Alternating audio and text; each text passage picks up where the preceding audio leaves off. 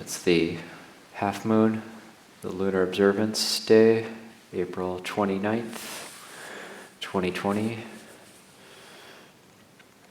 And springtime seems to be in full swing, and so this is normal for this part of the year. And I think one of our neighbors is feeling it with the line trimmer. He's still going right now. And the animals seem happy, the trees seem happy.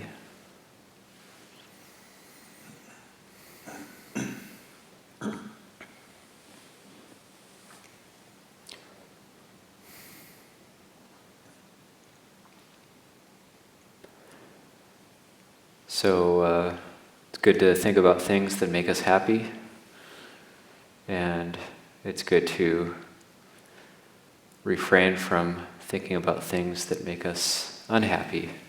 So this is Dhamma.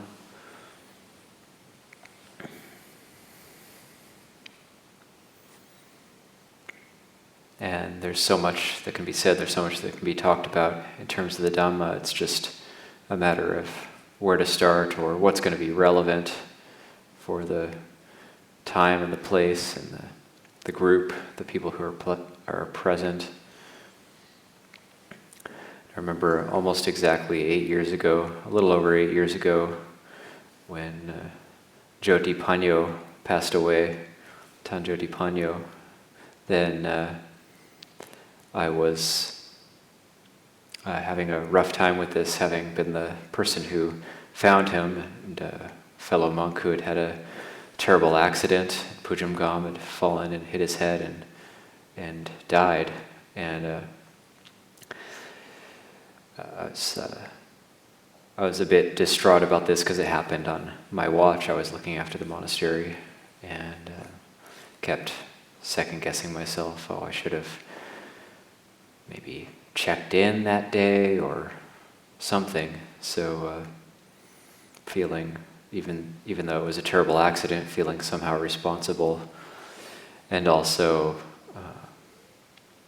at the same time, I was having, about 3 days after that, I was scheduled to have a shoulder surgery on my left shoulder, having dislocated my shoulder very bad the year before, and deciding that we had to have surgery.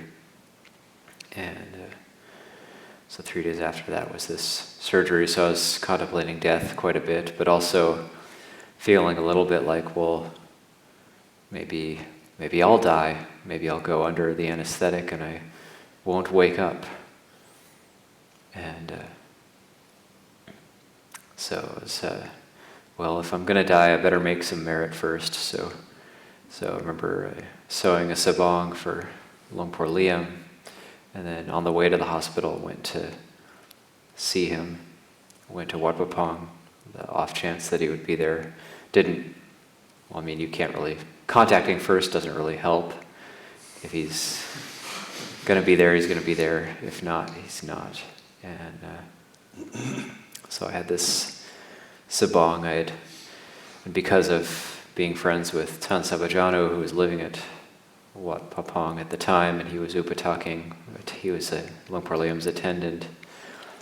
He had Longpor Liam's robe measurements, so I was able to get those from him.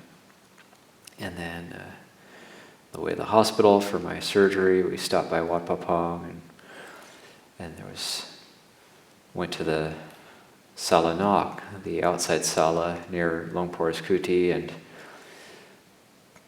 nobody there except Longpor Liam standing there in the middle of the road, and got out, offered him the sabong, and then he unfolded it and checked the size next to him, and it was the right size, and he said, "Khop kun lai," which is Isan, like, "Thank you very much," and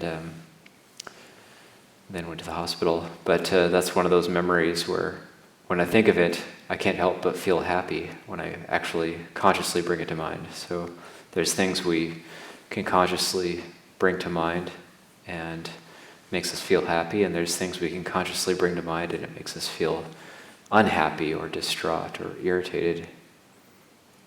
So this is the way the mind works.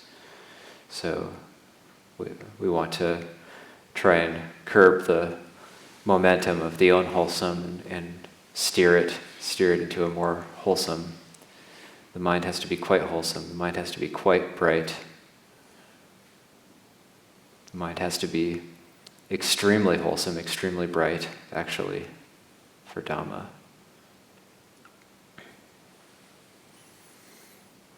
Or at least for peace, or just having a little bit of respite from the undercurrent of dukkha that's there most of the time.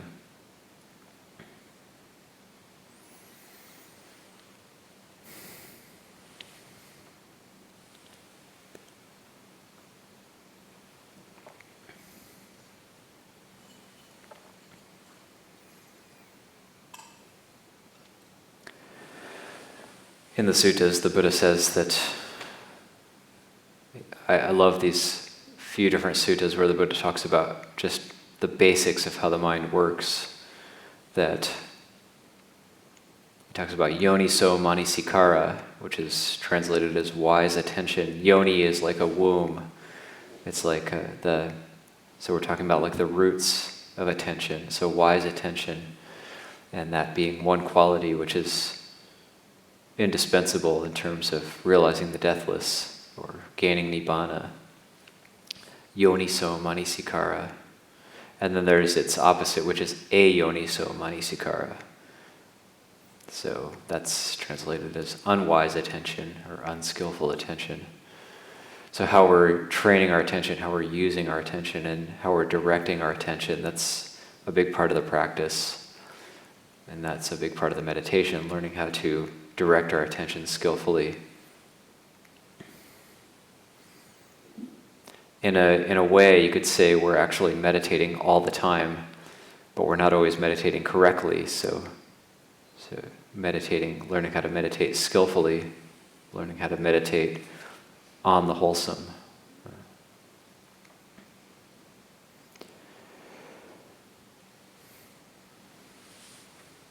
So with yoniso manasikara, the Buddha talks about, say, like anger. So anger arises in the mind.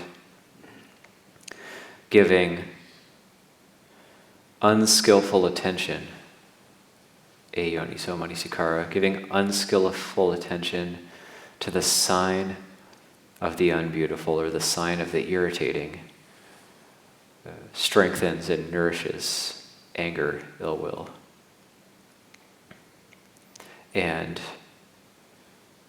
anger arises, and if we have yoniso manasikara, and we see and know anger, and we direct the attention to skillful attention to the sign of the beautiful, and this being what we call metta, that's the sign of the beautiful, then and a sign of goodwill, so bringing up a sense of goodwill in the mind, well-wishing for ourselves, well-wishing for others, a sense of goodwill that denourishes or disempowers anger, ill will.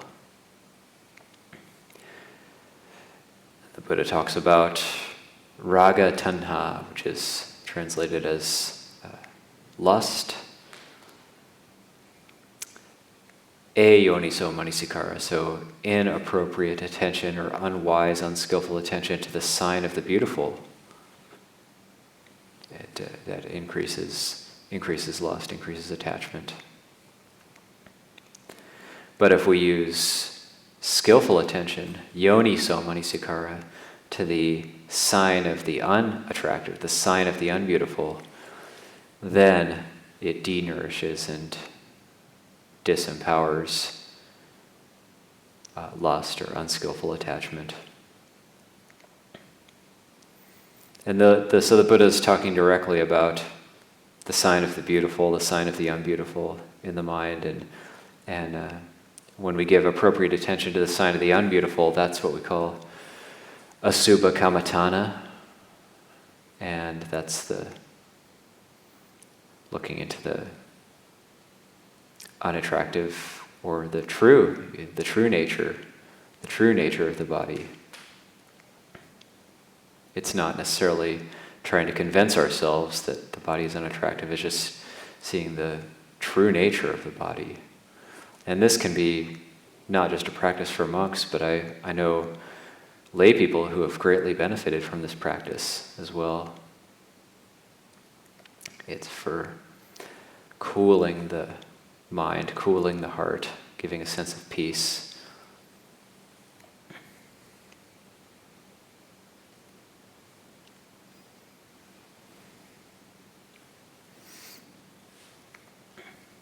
And these signs in the mind, it's something I've really liked to contemplate and meditate on and think about for many years. For a long time, I've thought about how the Buddha talks about the sign of the beautiful and the sign of the unbeautiful, because it comes back to this teaching of consciousness being like a conjurer's trick, that we actually think we're reacting and we think we're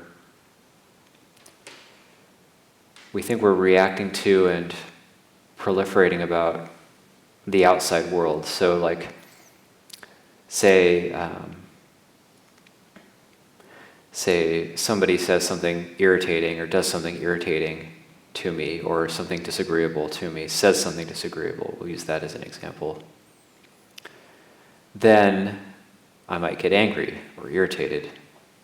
But what am I actually getting angry and irritated at? So conventional mind would just say, well, I'm angry and irritated at that person because they're being a jerk or whatever. But what I'm actually getting angry and irritated at, according to the Buddha, is the sign of the unbeautiful, which I've created in my mind on the basis of that person saying something disagreeable to me. So if we look at it in terms of Dhamma, we say, okay, there's the sense base of the ear, heard something unpleasant, that's feeling. So there was contact, then there's feeling, then there's craving. In this way, being craving to get away from, craving to be apart from, wanting not to have that unpleasant feeling, that unpleasant contact.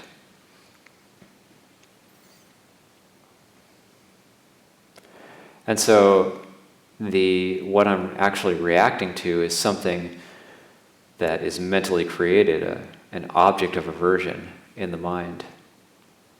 That person is just that person, and we can't go into all of the kamma, all of the nitty-gritty details about what's happening on every single level here, because the Buddha said if you try to do that, your head will explode. That is just within the range of the knowledge of Buddhas to know the entire range or the entire working of all the fine details of kamma.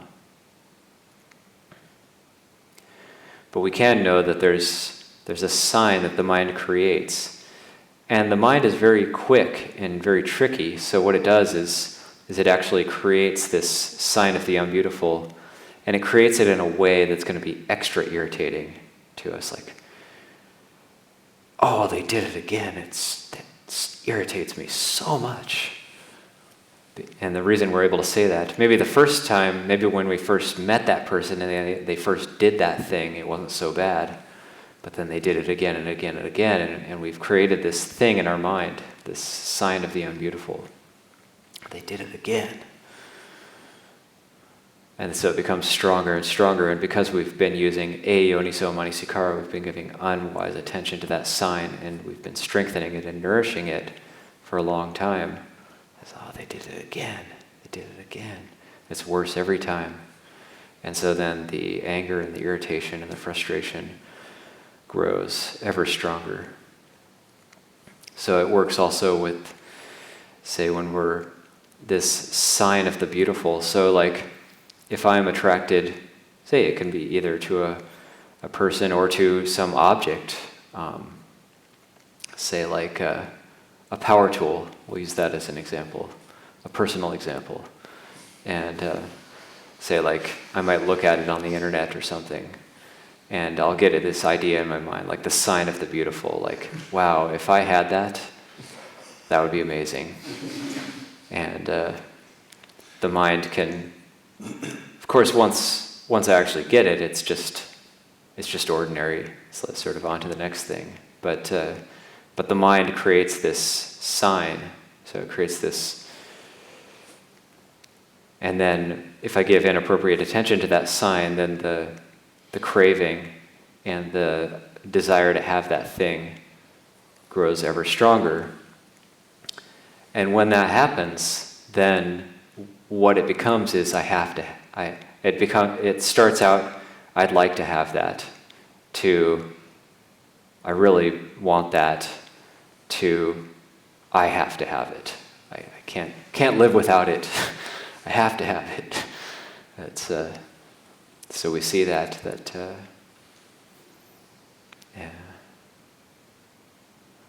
empires are built and crumble on such cravings. And, so giving that yoniso manasikara, that unskillful attention, leads to that kind of suffering in terms of the giving unskillful attention to the sign of the beautiful. It's nothing actually outside. It's the mind creating and making stronger a sign. So we have to learn how to see these signs, actually see what the mind is doing. Can we actually see what the mind has created in terms of a sign of a beautiful? Because that sign of the beautiful is definitely more beautiful than whatever its basis was outside of ourselves. And that sign of the unbeautiful, that sign of irritation or frustration, it's definitely way stronger, way more powerful than whatever its basis was outside of ourselves.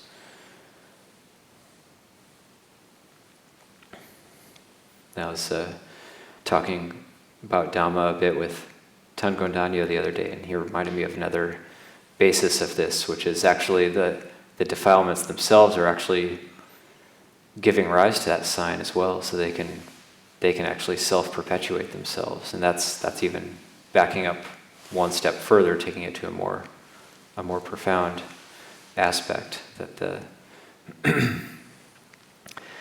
the anger itself, the greed itself, is actually creating the sign.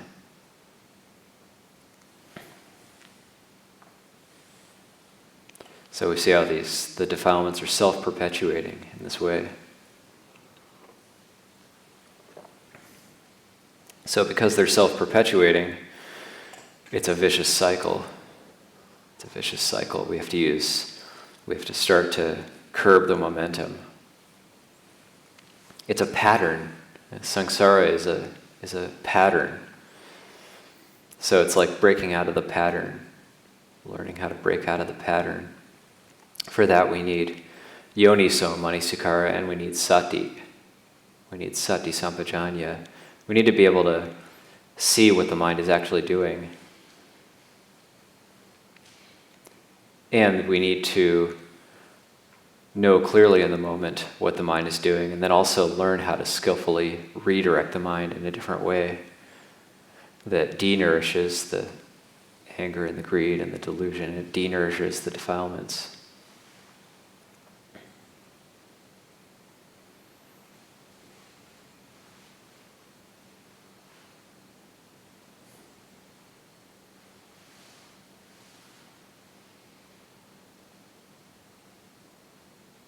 So you get these cool phrases in the suttas, like when either great disciples, arahant, bhikkhus, bhikkhunis in the time of the Buddha, talking about overcoming ignorance, and there's always this phrase like shattering ignorance, or shattering ignorance asunder. I used to think that was kind of like a strange phrase. Like I would think it would be like, overcoming ignorance or seeing through ignorance. But there was this phrase that was coming up like shattering ignorance or blowing ignorance to pieces. But then thinking of samsara, cyclic existence in terms of patterns, it kind of makes more sense. That image of shattering ignorance actually makes more sense to me now.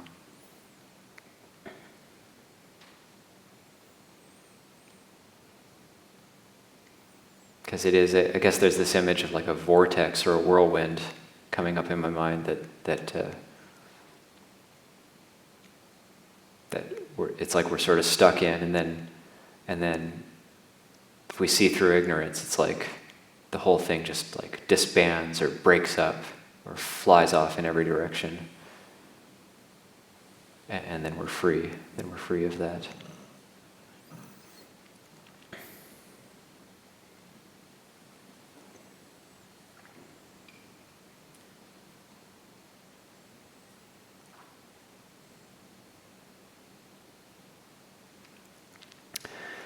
So, practice. We have to practice.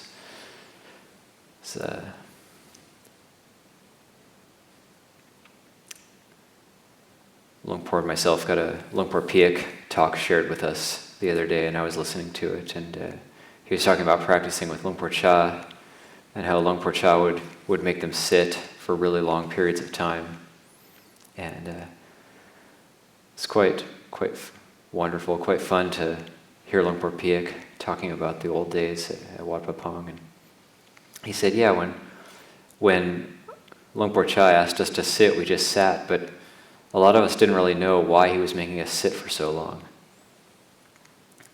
It's like, but then Luangpur Piak said he started to see that it was because they didn't know how to sit. He said Luangpur Chah was just going to make them sit until they knew how to sit. Because they don't know how to do it, they have to keep sitting. So he had this insight that he's going to make us keep sitting until we know how to sit. If we don't know how to sit, we just have to keep sitting until we know how. So that's why we had to sit for so long. So how do we know how to sit? And that's when we know how to sit and not suffer, then we know how to sit. So it's really simple, but it's also difficult because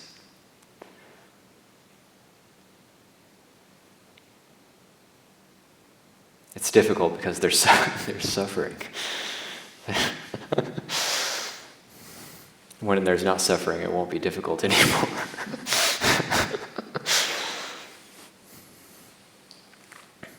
Or think of another Luangpur Chah teaching where he said, practice is really difficult.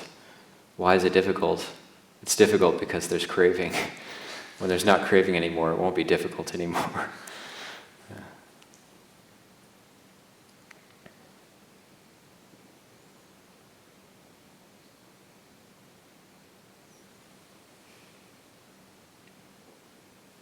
Or like, why do we do all this hard practice? It's just so we can stop suffering. It's just so we can find a sense of ease and well-being. But there's a lot of work that has to go into it, a lot of practice. So we have to keep practicing. We have to keep practicing and not let up. This is really important.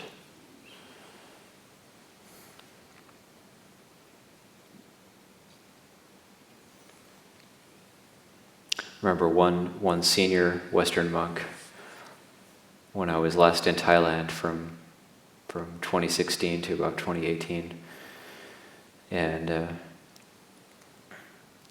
we were having like a Q&A session with this visiting senior Western monk at Wat Pah Nanachat, and asking about meditation.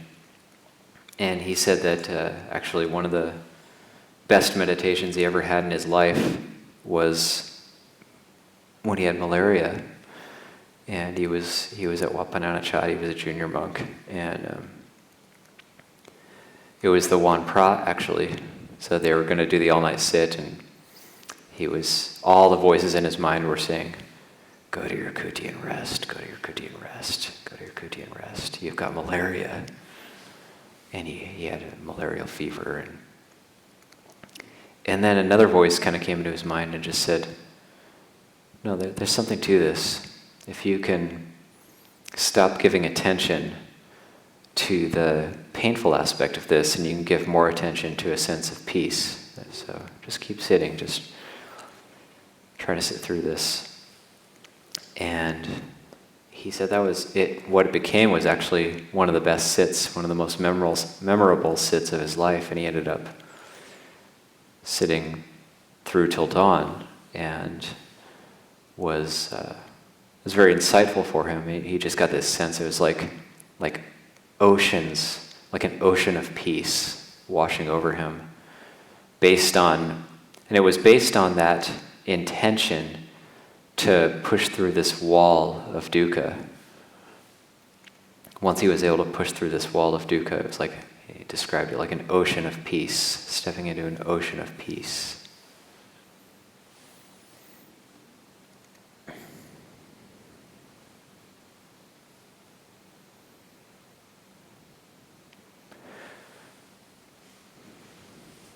It takes faith to be able to do that. It takes courage to be able to do something like that. But for those who take that step, it's like a leap of faith, and you're never sorry. There's no regret to that.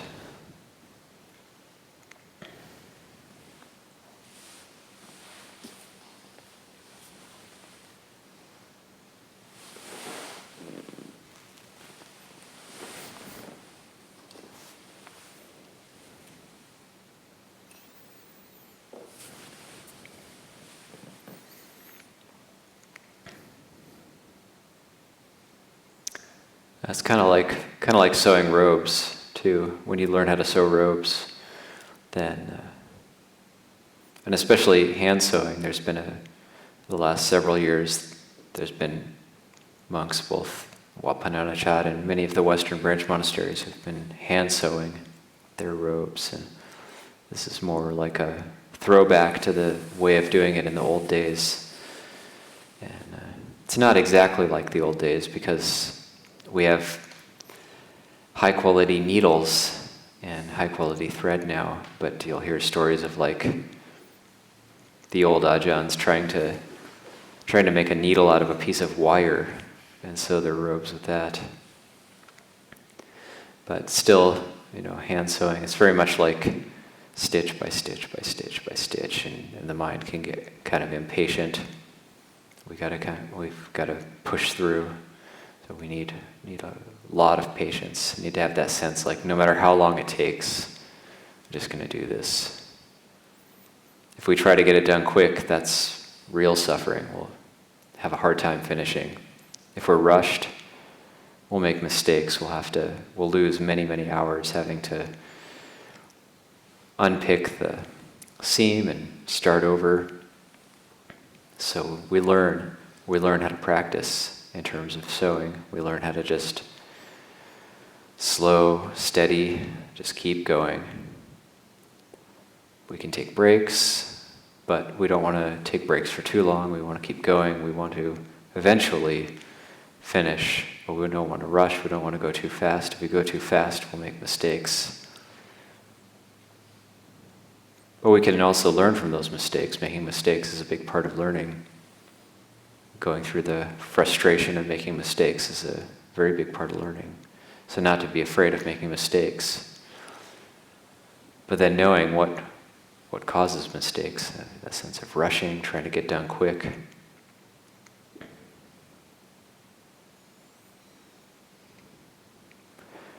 So another thing Luangpo Piak was saying in this talk was one of these interesting hallmarks of Luangpo Chah's teaching was he was teaching about keeping at it, like keep at it, patience, and just keep at it, keep at it, keep at it.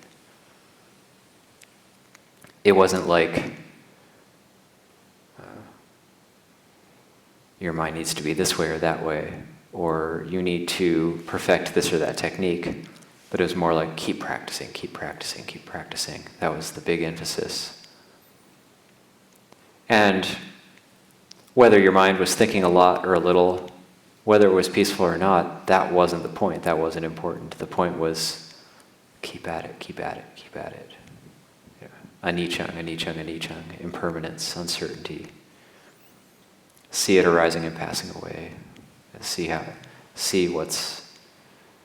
That's really the core truth of the Buddha's teaching. The uniqueness of the Buddha's teaching is anicca, dukkha, anatta, the impermanence, the uncertain nature of the body and the mind, and learning how to see that.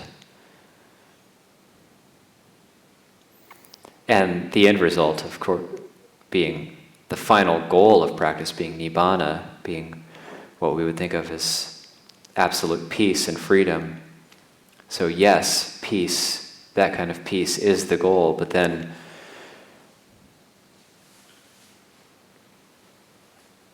the means to that end being just keep at it. Don't even think about getting a result. Or it's like Luang Por Liam talking about his own practice, saying, at a certain point he asked himself, why am I practicing? We practice for a really long time. Like, we can get into this kind of like vacuous or empty state where it's like, what am I doing? Where am I going? Kind of lost. And Luang Por Liam saying, why am I practicing? Why are we doing this? Why am I practicing? And then this insight coming to him, like, we practice just for the sake of the practice. So when we practice just for the sake of the practice, then we have that sense of just keep going, just keep going.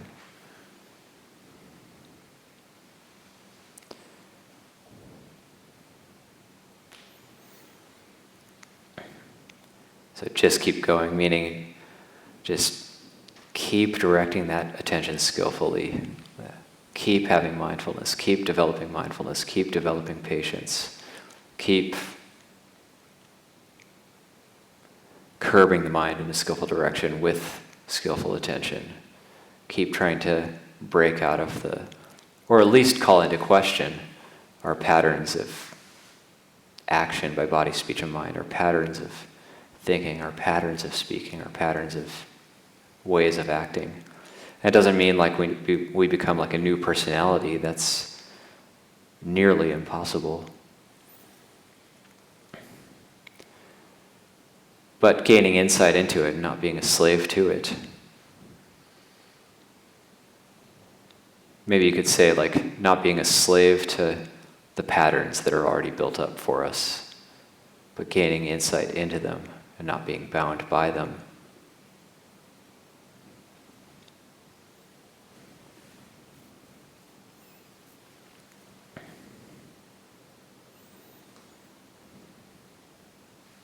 Or it's kind of like making fire with a fire stick. You just have to keep at it. Sometimes the fire goes out, sometimes the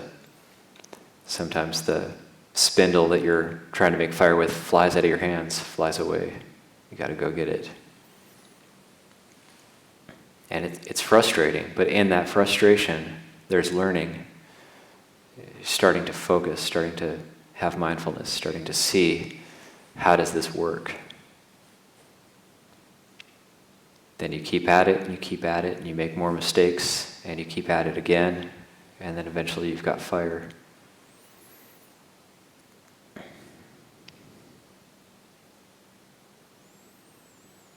Or it's like a teaching I was listening to a while back of Luang Por Ban. At the end of the teaching, he's just like, well, how much more do you want to suffer? You decide. How much more suffering do you want to experience? How many more lifetimes of suffering do you want to experience? Or even this lifetime, how much more suffering do you want to experience? Once you decide, okay, I've had enough, just go for it. Just go into the practice. So I'll leave that for reflection this evening.